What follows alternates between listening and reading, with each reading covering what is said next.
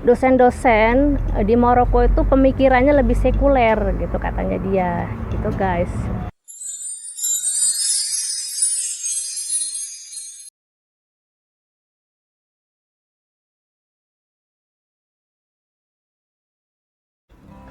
Assalamualaikum, welcome back to my channel Aisyah Devi Official. Bersamaku Aisyah Devi di Maroko. Gimana guys kabar kalian? Semoga kalian sehat semua ya dimanapun kalian berada. Tetap ikuti protokol kesehatan. Jangan lupa ya pakai masker kalau kalian mau keluar rumah. Dan juga sering-sering cuci tangan. Kalau nggak bisa cuci tangan ya, kalau lagi keadaan darurat bolehlah pakai hand sanitizer. Jadi di video kali ini aku mau ngangkat dari salah satu pertanyaan subscriber, yaitu pertanyaannya, Kak, kenapa laki-laki Maroko yang tinggal di kota mengutamakan dan membanggakan gelar daripada agamanya? Sebenarnya nggak cuma laki-laki Maroko ya, entah itu laki-laki maupun wanita Maroko sama aja sih menurut aku. Menurut pengamatan aku selama 5 tahun tinggal di Maroko. Jadi untuk kali ini judul videonya faktor penyebab masyarakat Maroko tidak religius, karena aku nggak mau ngambil judul yang terlalu menyudutkan atau terlalu spesifik ke laki-laki Maroko aja, karena ini masalah yang umum di Maroko. Orang-orang nggak religius itu masalah umum guys, nggak cuma laki-laki Maroko aja. Tapi sebelum lanjut, bagi kalian yang baru bergabung di channelku, jangan lupa subscribe dan tekan tombol loncengnya, like videonya, komen dan share ke sosial media yang kalian punya. Dan bagi kalian yang sudah subscribe channel aku dan setia nonton video-video aku ucapkan banyak-banyak terima kasih. Jazakumullah khairan. Dari pengamatan aku selama tinggal 5 tahun di Maroko, itu nggak cuma di kota ya guys, orang-orang nggak religius itu di kota maupun di desa sama ya guys. Ini aku rangkum menjadi 3 faktor penyebab kenapa masyarakat Maroko itu tidak religius. Faktor yang pertama adalah faktor internal, yaitu keluarga ya. Orang Maroko itu sangat dekat dengan keluarganya, dia nggak akan dekat dengan sepupu, bibi, nggak dekat juga dengan tetangga, nggak dekat juga dengan teman ya. Jadi keluarga lah yang paling dekat. Yang hubungan keluarga itu sangat erat sekali di Maroko. Yang aku maksud di sini adalah didikan orang tua di Maroko ya. Nggak semua orang Maroko itu atau orang tua di Maroko itu mendidik anaknya dengan agama Islam dengan baik ya. Nggak semua guys. Ada banyak juga orang tua yang nggak religius ya, jadi nggak ngajarin anaknya untuk menjadi religius. Kalau anaknya seorang fakih, insya Allah akan diajarkan anak-anaknya agama Islam dengan baik. Jadi gini guys, ini realnya aja ya, aku lihat selama ini kalau anak-anak itu berbakti pada orang tua, suka membantu orang tua, jadi anak itu aman, safe anak itu guys. Meskipun si anak itu nggak sholat, nggak ngaji gitu, aman guys. Terus aku juga pernah cerita ke kalian di video culture shock ya di Maroko, itu aku bilang orang tua tuh nggak nyariin ketika anak-anaknya main bola dari mulai asar sampai maghrib malam, bahkan nggak dicariin ya. Yaitu guys, karena orang tua di Maroko ini yang aku lihat memang terlalu cuek dengan anaknya ya. Mereka sibuk dengan urusannya sendiri, yang bapaknya sibuk kerja, yang ibunya sibuk ngurusin rumah ya. Kadang kalau udah kumpul-kumpul sama tetangga itu ada guys kumpul-kumpul, tapi nggak setiap saat. Kayak misalkan ada 2 orang wanita kumpul, datang lagi satunya kumpul ngobrol, lupa lah dengan anaknya.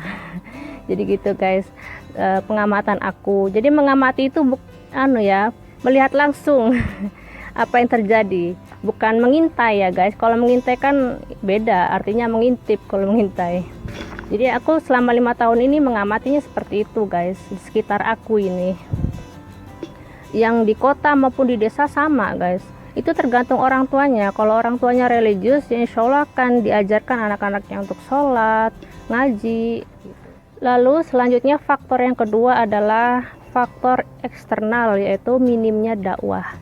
Di sini tuh masjid di Maroko umumnya itu dibuka hanya untuk sholat 5 waktu dan juga sholat Jumat. Selain itu ditutup dan dikunci, nggak bisa masuk. Beda dengan masjid-masjid di Indonesia ya, kita kapan aja bisa masuk, bisa sholat. Meskipun kita misalkan habis perjalanan jauh, kita ketinggalan sholat duhur gitu, kita kita nggak bisa berjamaah, kita sholat zuhurnya di masjid, misalkan di masjid A, itu kan selalu dibuka kalau di Indonesia. Kalau di sini nggak bisa guys.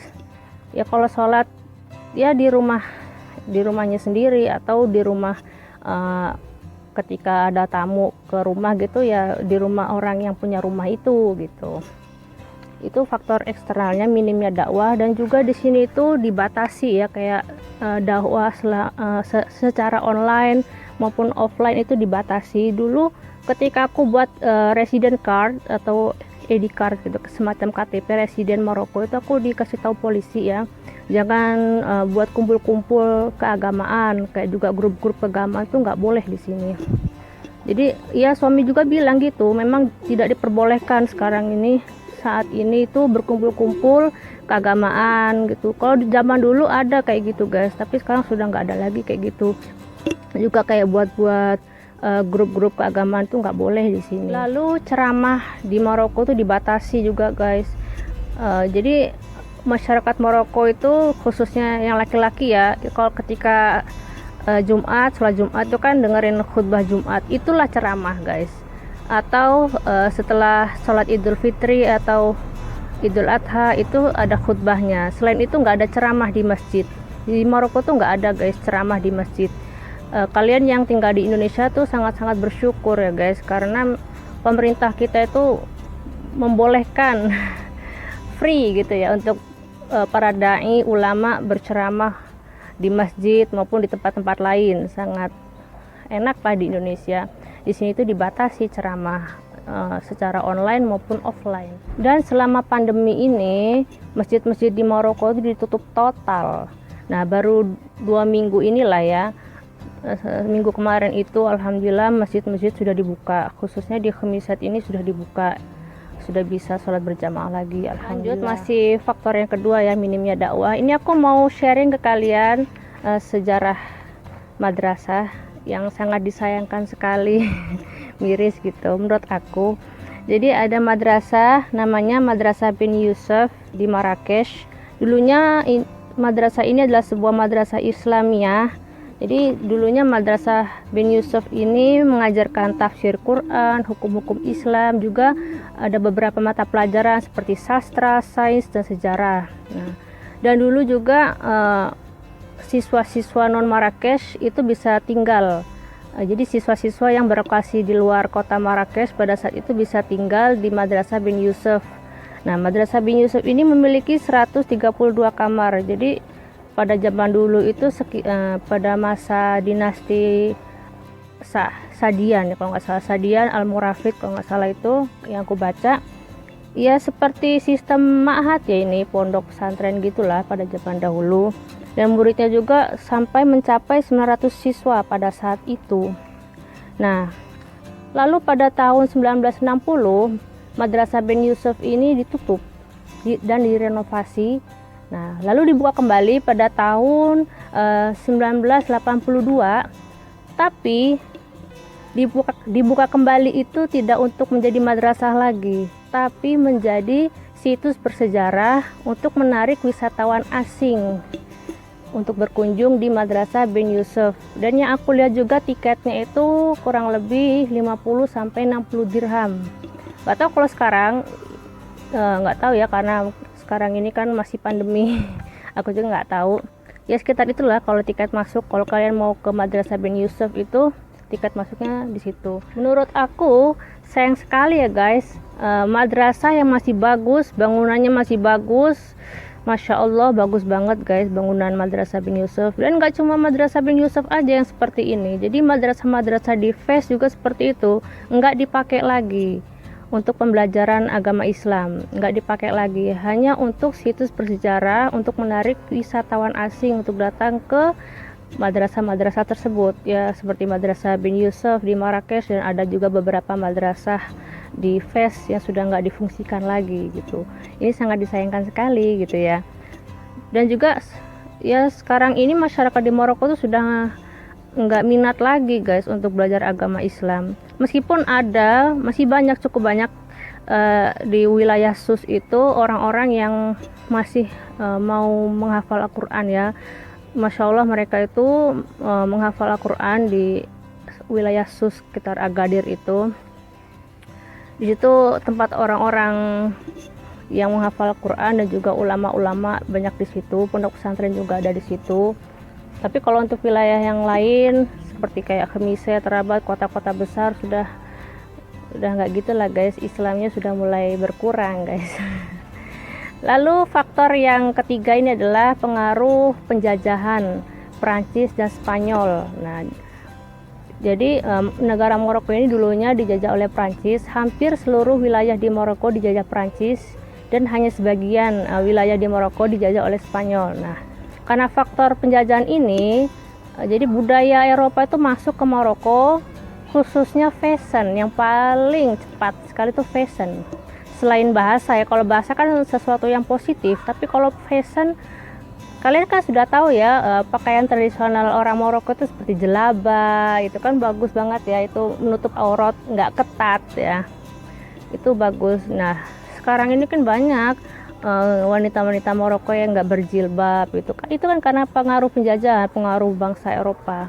Jadi cepat sekali ya pengaruh itu. Jadi untuk saat ini ya, masyarakat di Maroko itu kalau wanitanya sih kalau misalkan nggak berjilbab nggak masalah di sini guys, karena sistem negara Maroko ini sistem yang modern ya, yang moderat Islamnya, itu nggak seperti di Saudi. Dan juga ini aku tanya ke teman aku, dia itu mahasiswa Indonesia yang kuliah di Rabat, dan kebetulan dia tuh teman sekampus ternyata ya. Nggak cuma teman sih, dia tuh pernah satu kampus dengan aku di UIN Malang ya. Jadi aku tuh tanya ke dia tentang masalah ini juga sih, konten ini. Jadi ada beberapa yang dia katakan itu, dosen-dosen di Maroko itu pemikirannya lebih sekuler gitu katanya dia gitu guys ya. Jadi Islam di Maroko tuh nggak sama dengan Islam di Saudi ya, Arab Saudi nggak sama ya. Islam di Arab Saudi yang kulihat di vlog-vlognya youtuber Indonesia yang di Saudi itu masih bagus-bagus guys, alhamdulillah ya. Tapi ya kalau negara Maroko ini karena memang dekat sekali dengan negara Spanyol, jadi budaya Eropa itu cepat sekali masuk ya ke Maroko, dan orang-orang di sini juga sangat mengikuti dengan budaya tersebut. Yang tadinya pakai baju jelaba sekarang sudah pakai baju-baju minim, nggak berjilbab gitu. Banyak sekali ditemukan di kota-kota besar, bahkan di desa-desa pun sudah ada yang seperti itu guys, karena pengaruhnya itu sangat cepat sekali ya fashion ini dari Eropa. Oke guys, jadi itu tadi yang sudah kurangkum 3 faktor penyebab masyarakat Maroko tidak religius ya. Semoga video ini bermanfaat. Aku minta maaf ya kalau ada kata-kata yang salah selama aku ngomong. Kalian juga boleh share ke sosial media yang kalian punya, and see you on the next video. Bye.